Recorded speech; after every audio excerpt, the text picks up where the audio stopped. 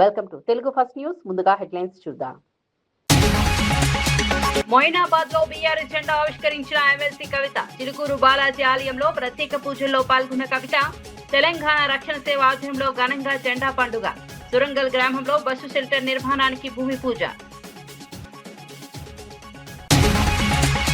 పవన్ కళ్యాణ్ పై రాజకీయ కుట్రలు జరుగుతున్నాయన్న పీవీఎన్ మాధవ్. ఉప ముఖ్యమంత్రి ప్రతిష్ట దెబ్బతీయడమే లక్ష్యమని ఆరోపణ. కూటమి పార్టీల ఐక్యతను దెబ్బతీయాలనే ప్రయత్నమన్న బీజేపీ నేత. నాయకులపై వ్యక్తిగత అనుమానాలు తగవని పీవీఎన్ మాధవ్ వ్యాఖ్య.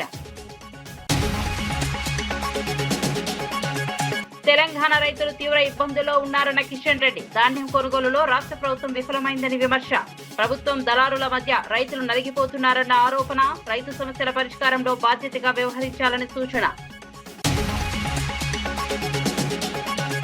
కాంట్రాక్టుల కేటాయింపులపై ప్రభుత్వం స్పష్టత ఇవ్వాలన్న కేటీఆర్. 72% రిజర్వేషన్ హామీ అమలుపై ప్రశ్నించిన బీఆర్. అడుగు వర్గాలకు అందిన ప్రయోజనాలపై వివరాలు కోరిన కేటీఆర్. రాష్ట్ర నిధుల వినియోగంపై శ్వేతపత్రం విడుదల చేయాలని డిమాండ్. ఇక వార్త వివరాల్లోకి వెళ్తే, రంగారెడ్డి జిల్లా మొయినాబాద్ మున్సిపాలిటీ పరిధిలో పలు అభివృద్ధి సామాజిక కార్యక్రమాలు నిర్వహించారు. ముందుగా చిలుకూరు బాలాజీ దేవాలయంలో ప్రత్యేక పూజలు నిర్వహించి ప్రజల సంక్షేమం కోసం ప్రార్థనలు చేశారు. అనంతరం మొయినాబాద్ లో తెలంగాణ రక్షణ సేవ ఆధ్వర్యంలో జెండా ఆవిష్కరణ కార్యక్రమం జరిగింది. ఈ కార్యక్రమంలో బీఆర్ఎస్ ఎమ్మెల్సీ కల్వకుట్ల కవిత కూడా పాల్గొని జెండా ఆవిష్కరించారు. జెండా పండుగను ఘనంగా నిర్వహించగా స్థానిక నాయకులు, కార్యకర్తలు పెద్ద సంఖ్యలో హాజరయ్యారు. అనంతరం మొయినాబాద్ మున్సిపాలిటీ పరిధిలోని సురంగల్ గ్రామంలో బస్సు షెల్టర్ నిర్మాణానికి భూమి పూజ నిర్వహించారు. పోరాటం చేయాల్సినటువంటి అవసరం ఉన్నది. దానికోసం ఈ చేవెళ్ళ మొయినాబాద్ లో ఉన్నటువంటి సైనికులందరూ కూడా సిద్ధంగా ఉండాలని ఈ సందర్భంగా पिलपुनिस्ता उन्नम। आज हमारे जितने भी माइनॉरिटी भाई यहाँ पे है, बहन यहाँ पे है, अनवर भाई है, नूर भाई है और सारे लोग जिनके सदारत में ये हमारे झंडा को आज हम मोइनाबाद में खड़ा करें, आप सबको मैं तहे दिल से शुक्रिया अदा करती हूँ। आप सभी आए, टीआरएस को हिम्मत पड़ी, कुवत पड़ी, आगे चल के भी हम सब लोग मिल के काम करेंगे। जो तेलंगाना में गंगा जमने की तहजीब है उसको बरकरार रखते हुए हमारे फिजा को खराब करने वाले जो भी ताकतें आ रहे हैं उन सबको कड़े से कड़े जवाब देते हुए हमें भाईचारगी बनाए रखना है। हमारे डेवलपमेंट के लिए काम करना है, हमारे सभी के तरक्की के लिए काम करना है। अभी अभी ईद गुजरा है और ईद में मुझे लगता है कि आप सबके दुआ भी जरूर कबूल हो गए होंगे। अब सबके जिंदगी में रोशनी भी आएगा, तेलंगाना रियासत में भी रोशनी आएगा। తెలంగాణ రక్షణ సేన జెండా పండుగ కార్యక్రమంలో భాగంగా ఇవాళ మొయినాబాద్ పట్టణంలో శివశంకర్ గారు, అన్వర్ ఖాన్ గారు, నిరుద్దీన్ గారు, అలానే రాజు గారు, విషపతి గారు, నాగేష్ గారు, సంతోష్ గారు, యాదగిరి గారు అందరి ఆధ్వర్యంలో పెద్ద ఎత్తున జెండా పండుగ కార్యక్రమాలు చేసుకొని ఆనుకొని ఉన్నటువంటి సురంగల్ గ్రామంలో మరి సంతోష్ గారు వారి తండ్రి జ్ఞాపకార్థం ప్రారంభించుకొని వెళ్తూ ఉన్నాం. మరి హైదరాబాద్ కూతవేట్ల దూరంలో ఉన్నటువంటి మొయినాబాద్లో జరగాల్సినటువంటి అభివృద్ధి కానీ జరగాల్సినటువంటి పరిస్థితి కానీ 12 ఏళ్లలో జరగలేదనే భావన ప్రజల్లో కనపడతా ఉంది. ముఖ్యంగా రియల్ ఎస్టేట్ మీద ఆధారపడి బతికేటటువంటి ప్రజలు 111 జీవోని తీసేయకుండా మాకు అన్యాయం చేశారు ప్రభుత్వాలు కూడా అని అనుకుంటా ఉన్నారు. అట్లానే పెద్ద ఎత్తున కూరగాయలతో పండించి మరి ఇక్కడ నుంచి హైదరాబాద్ మీద ఆధారపడేటటువంటి ప్రజలు కూడా మాకు మా ఇంట్లో ఏదైనా చిన్న అవసరం ఉంటే కూడా అమ్ముకుంటే పక్కకు 100 ఎకరాలు ఉన్నది, ఇక్కడ మాకు అంత విలువ లేదు, మా భూమికి 100 కోట్లు ఉన్నది ఎకరానికి, మాకు మా భూమికి అంత విలువ లేదనేటటువంటి విషయాన్ని కూడా ప్రజలు చెప్తా ఉన్నారు. అల్టిమేట్గా తెలంగాణ రక్షణ సేన పుట్టిందే తెలంగాణ ప్రజల హక్కులను కాపాడడం కోసం కాబట్టి తప్పకుండా తెలంగాణ రక్షణ సేన అధికారంలోకి వస్తుంది. మేము అధికారంలోకి వచ్చిన తర్వాత 111 జీవోని తీసేసి ఈ 120 గ్రామాల ప్రజలకు వారి భూమి విలువను పెంచే విధంగా ప్రయత్నం చేస్తామని సందర్భంగా తెలియజేస్తూ జై తెలంగాణ. ఉప ముఖ్యమంత్రి పవన్ కళ్యాణ్ లక్ష్యంగా చేసుకుని రాజకీయ కుట్రలు జరుగుతున్నాయని బీజేపీ నేత పీవీఎన్ మాధవ్ ఆరోపించారు. తెలంగాణలో కొందరు ఉద్దేశపూర్వకంగా పవన్ కళ్యాణ్ ప్రతిష్టను దెబ్బతీసే ప్రయత్నాలు చేస్తున్నారని అన్నారు. కూటమి పార్టీల మధ్య విభేదాలు సృష్టించి ఐక్యతను దెబ్బతీయడమే ఈ చర్యల వెనుక ఉద్దేశమని ఆరోపించారు. ఒక రాష్ట్ర ఉప ముఖ్యమంత్రి చిత్రపటాన్ని చెప్పులతో కొట్టడం వంటి ఘటనలు ప్రజాస్వామ్య సంస్కృతికి విరుద్ధమని చెప్పారు. రాజకీయ భేదాభిప్రాయాలు ఉన్నప్పటికీ వ్యక్తిగత అవమానాలకు తావు ఇవ్వకూడదని సూచించారు. ఈ ప్రభుత్వం ఈ విధంగా ఉండకూడదు. నరేంద్ర మోడీ గారికి నష్టం కలిగించాలి, చంద్రబాబు నాయుడు గారికి నష్టం కలిగించాలి, పవన్ కళ్యాణ్ గారికి నష్టం కలిగించాలి. ఒక ప్రయత్నంలో భాగంగా ఇవన్నీ మాటలు. ఈ మాటలకి ఇటువంటి చేతలకి మేము బెదిరి ఆ విధంగా ప్రవర్తించే అవకాశం లేకుండా మేమందరం కలిసి వెళ్ళే విధంగా అందరి మధ్య విభేదాలు లేకుండా అటు తెలంగాణ కానీ ఆంధ్ర కానీ రెండు తెలుగు రాష్ట్రాల యొక్క ప్రగతికి ఆలోచన చేసే కూటమి భారతీయ జనతా పార్టీ ఆ విధంగానే ఆలోచన చేస్తుంది. కనుక ఇటువంటి ప్రలాపనలు ఏవైతే ఉన్నాయో విరుద్ధ ప్రలాపనలు వాటిని ఆ విధంగానే దాన్ని తిరస్కరిస్తూ దాన్ని ఎక్కడ కూడా ఆలోచనలు పెట్టుకోక ముందుకెళ్ళాలి. సార్ పవన్ కళ్యాణ్ చిత్రపటాన్ని చెప్పులతో కొట్టి దాన్ని ఎలా చూస్తారు సార్? అంటే ఇవన్నీ కూడా దాష్టికాలు అవి చేయడం వల్ల ఏదో జరిగింది అనుకోండి, కానీ నష్టం చేకూరుస్తున్నారు. కేవలం మా ప్రాంతంలో ఈ ప్రాంతంలో ఇటువంటి ఆలోచన కూడా తప్పు.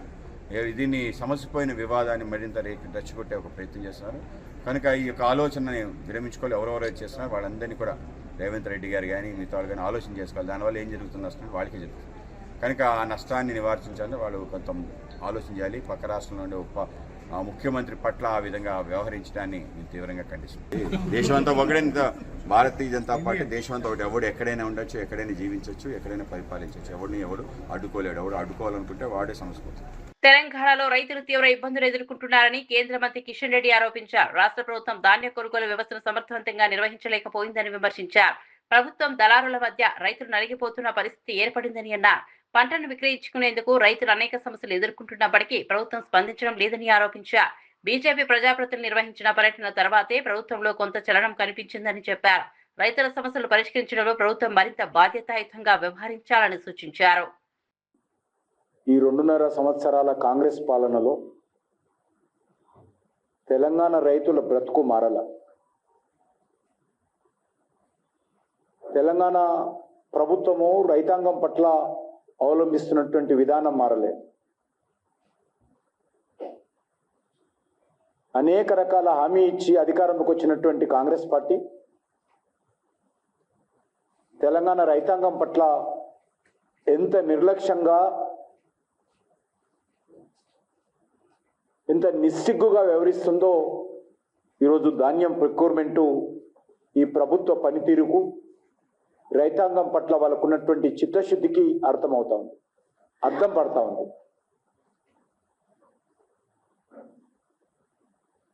దేశంలో ఎక్కడ లేని విధంగా తెలంగాణ రాష్ట్రంలో తెలంగాణ ప్రభుత్వము,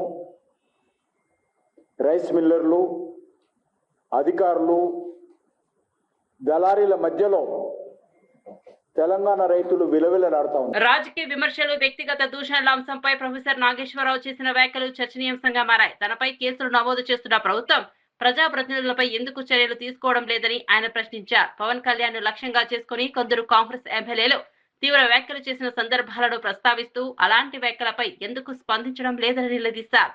పవన్ కళ్యాణ్ అభిమానులు కూడా ఈ అంశంపై స్పందించాల్సిన అవసరం ఉందనే అభిప్రాయం వ్యక్తం చేశారు. రాజకీయ విభేదాలు ఉన్నప్పటికీ వ్యక్తిగత దూషణలు, అవమానకర వ్యాఖ్యలు ప్రజాస్వామ్యానికి మంచివి కావని చెప్పారు. ఒకరిపై ఒకరికి భిన్న అభిప్రాయాలు ఉండవచ్చని, కానీ చట్టం అందరికీ సమానంగా వర్తించాలనే సూత్రాన్ని పాటించాలని సూచించారు. నా బిడ్డలను ఎవరినైనా కానీ ముట్టుకోవాలని మీరు ఆంధ్ర నుంచి ఇక్కడికి వస్తే మళ్ళా గోబాయ్ ఆంధ్ర అని చెప్పేసి మేము స్టార్ట్ చేసినామంటే మీరు ఇక్కడ ఉండలేరు. అయినా కానీ అమరావతి అన్ని పైసలతో ఎందుకు కట్టుకుంటున్నారు? అందరు తెలంగాణలో ఉంటారు కదా. ఆ పైసలు ఏదో మాకు తెలంగాణ జడ్చలలో ఒక 5,000 ఎకరాలు ఇస్తా, ఆ రాజధాని కూడా రెంట్ 99 ఏళ్ళ లీజ్ ఇస్తా, మీకు ఇక్కడనే ఉండరు, హైదరాబాద్ ఉన్నట్టుంటది, ఇక్కడ నుంచి ఆంధ్ర పాలన ఇచ్చినట్టు ఉంటుంది మీకు. అంది కాబట్టి ఇష్టం వచ్చినట్టు మాట్లాడితే మాత్రం ఊరుకునేదే లేదు మా తెలంగాణ వాళ్ళ పైన. మళ్ళీ రేపు నాకు డౌట్ కూడా వస్తుంది, రేపు వైఎస్ జగన్ ఏమైనా ఎక్కువ ప్యాకేజ్ ఇస్తే జగన్తో ఉంటాడేమో అని కూడా నాకు డౌట్ ఉంది. రాష్ట్రంలోని కడ్వా కాస్వాల్లో నిర్వహించిన నేషనల్ డిఫెన్స్ అకాడమీ 150వ కోర్సు పాసింగ్ అవుట్ పరేడ్ ఘనంగా జరిగింది. ఈ కార్యక్రమానికి భారత army chief general Upendra Dwivedi ముఖ్య అతిథిగా హాజరయ్యారు. ఈ సందర్భంగా ఆయన కేడెట్లను ఉద్దేశించి మాట్లాడారు. మే 2025లో పాకిస్తాన్ ఉగ్రస్థావరాలపై నిర్వహించిన ఆపరేషన్ సింధూర్ దేశ సత్తా, సైనిక సామర్థ్యానికి నిదర్శనమని చెప్పారు. శత్రువుల కవ్వింపు చర్యలకు భారత్ గట్టి సమాధానం ఇవ్వగలదని ఆ ఆపరేషన్ నిరూపించిందన్నారు. ఆధునిక యుద్ధాలు, హైబ్రిడ్ వార్ పరిస్థితుల్లో సైనికులు చురుకైన ఆలోచన, సాంకేతిక పరిజ్ఞానం కలిగి ఉండాలని సూచించారు. దేశ రక్షణలో కొత్త తరం అధికారులు కీలక పాత్ర పోషించాలని ఆకాంక్షించారు. Dear officer cadets of the spring term, the world you are stepping into does not pause for introductions. The boundary between competition and conflict has blurred. Threats today do not always arrive in uniform or on a declared front. From contested gray zones to the high velocity warfare, today's security environment demands that those who serve must think sharply as they act. Operation Sindoor demonstrated that and set the benchmark where national will was expressed with precision and resolve, defining how Bharat responds to provocation. That standard now belongs to you to uphold. The integrated response you witnessed in Operation Sindoor was built on exactly the kind of foundation NDA lays down.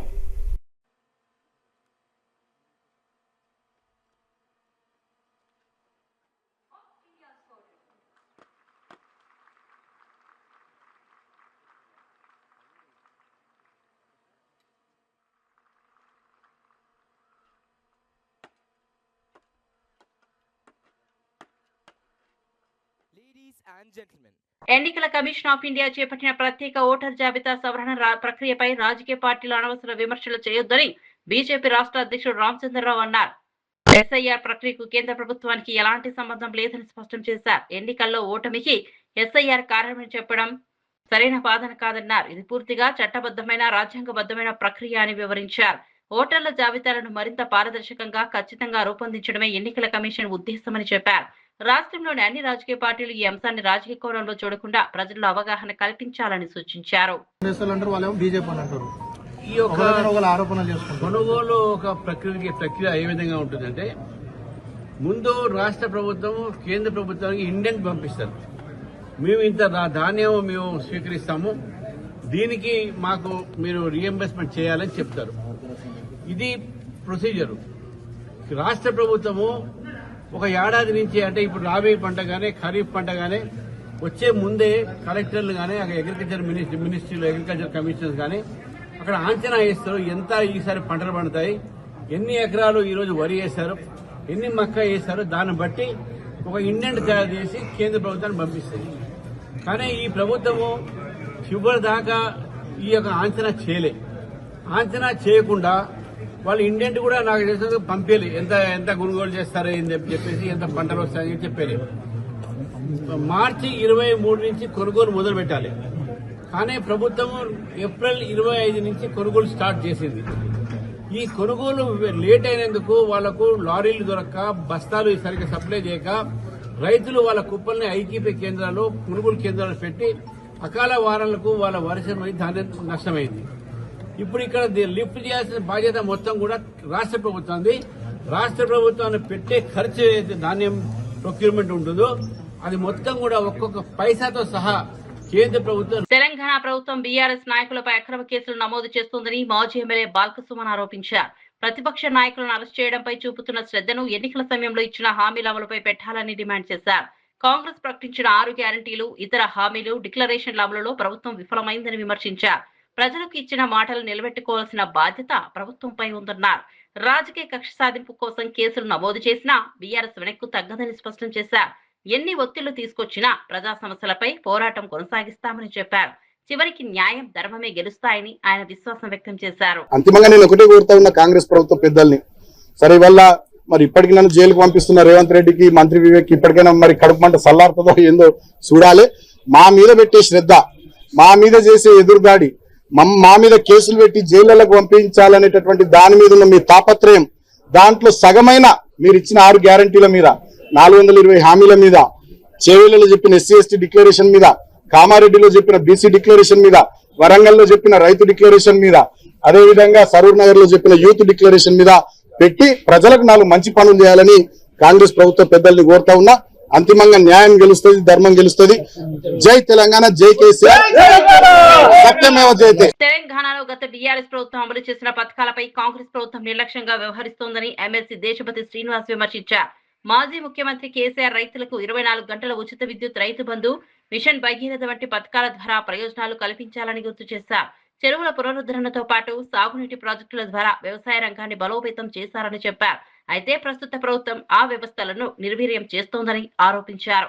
రాష్ట్ర అభివృద్ధి కంటే రాజకీయ ప్రచారానికే ప్రాధాన్యం ఇస్తోందని విమర్శించారు. ప్రజలకు ఇచ్చిన హామీల అమలులో ప్రభుత్వం వెనుకబడిందని, పరిపాలనలో స్పష్టత కనిపించడం లేదని అన్నారు. సరఫరాలు మంచిగా చేసి, మిషన్ భగీరథ తెచ్చి, గోదావరి కృష్ణా జలాలను అనుసంధానం చేసి హైదరాబాద్ లో నీటి సమస్యనే లేకుండా చేసింది కేసీఆర్. ఇవాళ ఏం జరుగుతున్నది? మళ్ళా ట్యాంకర్లు తెచ్చుకోవాల్సినటువంటి పరిస్థితి రేవంత్ రెడ్డి సృష్టిస్తున్నాడు. 20 లీటర్ల వరకు ఫ్రీ సప్లై పెట్టింది కేసీఆర్. కేసీఆర్ ప్రజలకు పైసలు పోయేటట్టు, ప్రజలకు మంచి జరిగేటట్టు, ప్రజల కొనుగోలు శక్తి పెరిగేటట్టు, ప్రజల ఆర్థిక స్థాయి పెరిగేటట్టు, ప్రజల జీవన ప్రమాణాలు పెరిగేటట్టు ఏమేం చేసిండో అవన్నీ నిర్వీర్యం చేస్తున్నాడు రేవంత్ రెడ్డి. రైతు బంధును నిర్వీర్యం చేసిండు. రైతు బంధు అనేది కేసీఆర్ నిజాన్ని కరెంటును మంచిగా చేసి, చెరువులు మంచిగా చేసి, నదుల నుంచి నీళ్లు తెచ్చి చెరువులకు అనుసంధానం చేసి, ఇవన్నీ కాదు ఇంకేదో చేయాలని ఆయన ఆలోచించి అద్భుతమైన పథకం రైతు బంధు పథకాన్ని ఇచ్చింది. అది తేవడం వల్ల రైతులు అప్పులు పాలు కాకుండా అయింది, ఆత్మహత్యల పాలు కాకుండా అయింది. దాన్ని నిర్వీర్యం చేసింది. వాళ్ళది ఎప్పుడు వస్తుందో రాదో ఏమైనా అయ్యేది తెలియదు. రైతు బంధు పథకాన్ని నిర్వీర్యం చేసింది. తను చెప్పింది ఒకటి ఇవాళ చేస్తున్నది.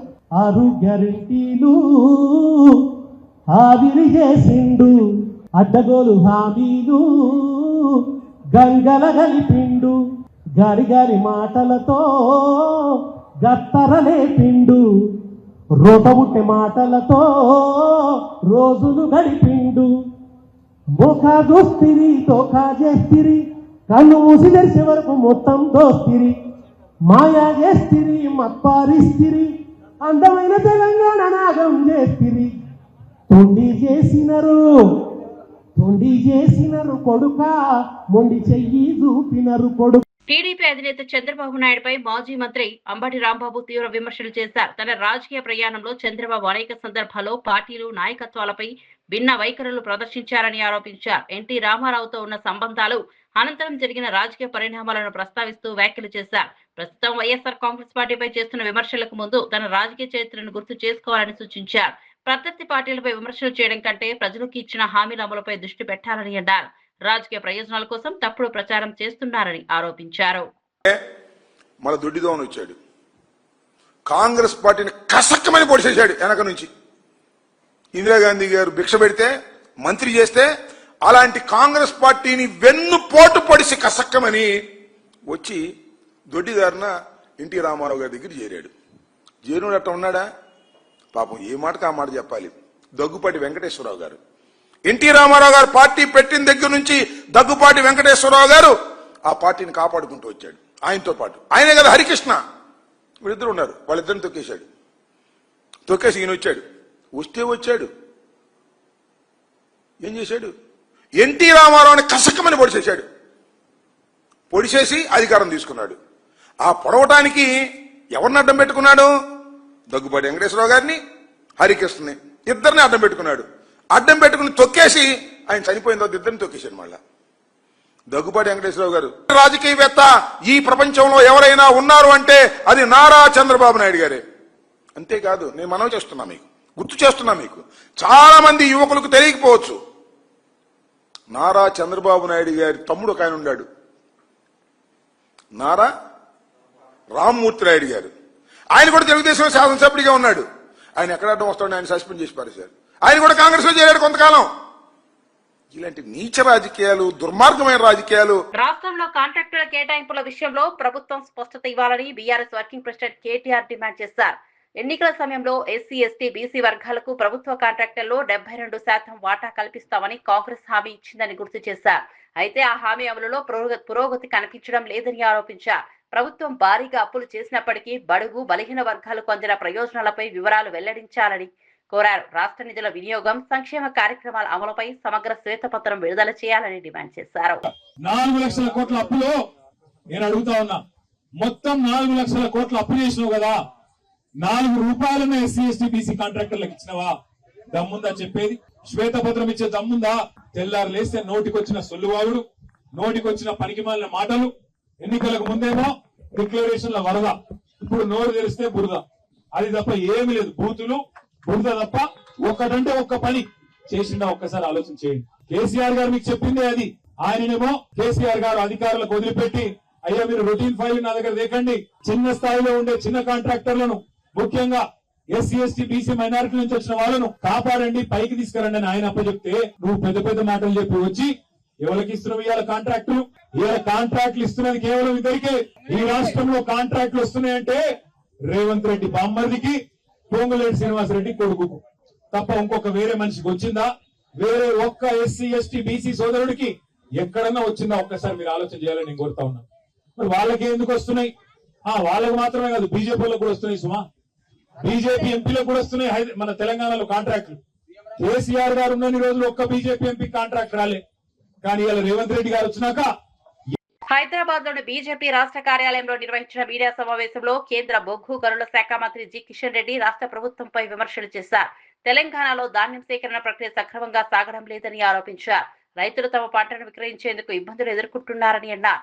కొనుగోలు కేంద్రాల నిర్వహణ, ధాన్యం తరలింపు, చెల్లింపుల విషయంలో ప్రభుత్వం సమర్థవంతంగా వ్యవహరించలేకపోయిందని విమర్శించారు. రైతుల సమస్యలను పరిష్కరించడంలో కాంగ్రెస్ ప్రభుత్వం పూర్తిగా విఫలమైందని ఆరోపించారు. వ్యవసాయ రంగం రాష్ట్ర ఆర్థిక వ్యవస్థకు కీలకమని, రైతుల ప్రయోజనాలను కాపాడేందుకు తక్షణ చర్యలు అవసరమని సూచించారు. మీ దగ్గర ఎంత ఉత్పత్తి వస్తుంది, మీ రాష్ట్రం నుంచి, మీ రాష్ట్రాల నుంచి ఎంత కేంద్ర ప్రభుత్వం కొనుగోలు చేయగలుగుతుంది, దానికి కావాల్సినటువంటి గోడౌన్స్ ఏంటి, దానికి కావాల్సినటువంటి ఖర్చు ఏంటి, ఆ వచ్చేటువంటి పంట ఏ రకంగా దేశానికి ప్రజలకు ఉపయోగపడాలి, ఇవన్నీ కూడా చర్చించిన తర్వాత ఒక target state government, central government కూర్చొని నిర్ణయిస్తారు. అది కొత్త ప్రక్రియ కాదు. దానికి రాష్ట్ర ప్రభుత్వం గతంలో కేంద్రంలో జరిగినటువంటి సమావేశంలో ఒక అంగీకారం కుదిరారు. ఈ సంవత్సరం ఖరీఫ్లో 58.96 LMT కొంటామని, ఇస్తామని అంగీకారం కుదిరింది. రబీకి వచ్చేసరికి 52.24 LMT lakh మెట్రిక్ టన్స్. ఇది ఎఫ్సిఐకి ఇచ్చే విధంగా రాష్ట్ర కేంద్ర ప్రభుత్వాల మధ్య, పౌర సరఫరాల శాఖ మంత్రిత్వ మధ్య ఇది ఒప్పందం కుదిరింది. అంటే ఆల్మోస్ట్ 53 లక్షల మెట్రిక్ టన్నులు కేంద్ర ప్రభుత్వం కొనడానికి అంగీకరించింది. మరి కనీసము అది కొనడానికి ప్రభుత్వానికి వచ్చే ఇబ్బంది అని అడుగుతా ఉన్నాం. ఇంకా మీరు పూర్తి చేయలేదు కదా. ఈరోజు లెక్క వరకు కూడా కేంద్ర ప్రభుత్వం అంగీకరించినటువంటి రాష్ట్ర కేంద్ర ప్రభుత్వాల మధ్య జరిగినటువంటి ఒప్పందం మేరకు ఏదైతే ప్రొక్యూర్మెంట్ చేయాలో అదే ఈ రోజు వరకు చేయకుండా కేంద్రాన్ని ఆడిపోసుకోవడం ఏంటి? మీ చేతగానితనము, మీ దద్దమ్మతనము ఈరోజు కేంద్రం మీద రుద్దేటువంటి ప్రయత్నం చేస్తున్నారు. బీఆర్ఎస్ పార్టీ కానీ కాంగ్రెస్ పార్టీ కానీ రైతుల జీవితాలతో చెలగాటం ఆడుతూ ఉన్నారు. ఈ ప్రభుత్వం ముందు చూపు చర్యలు ఏమీ తీసుకోలేదు. ముఖ్యంగా సన్న బియ్యం సేకరిస్తూ దొడ్డు బియ్యం గాలికి వదిలేశారు. దొడ్డు బియ్యం పండించేట్టు రైతుల పరిస్థితి, వాళ్ళ భవిష్యత్ ఏంది, వాళ్ళ బతికేంది ఎప్పుడైనా ఆలోచించిందా ఈ ప్రభుత్వం? దొడ్డు బియ్యం కావాల్సినటువంటి మేలు రకమైనటువంటి విత్తనాల సరఫరా చేశారా? ఏదైతే దొడ్డు బియ్యం ఉత్పత్తి అవుతుందో దానికి ప్రపంచంలో, భారతదేశంలో మార్కెట్ ఉందా?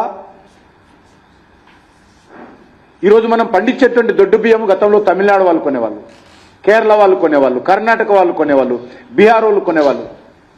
ఈరోజు కొనే పరిస్థితి లేదు. వాళ్ళ దగ్గర ఉత్పత్తి అవుతా ఉంది. ఇతర దేశాలకు ఎక్స్పోర్ట్ చేయాలంటే ఆ దొడ్డు బియ్యం సైజు మరి ఉండాల్సినటువంటి అవసరం ఉంటుంది. 6 mm to 6 mm బియ్యం ఉండాలి. అది మన దగ్గర తక్కువ ఉన్నది. దానికి సంబంధించి ఈ రాష్ట్ర ప్రభుత్వం ఏ రకమైనటువంటి చర్యలు తీసుకోలేదు.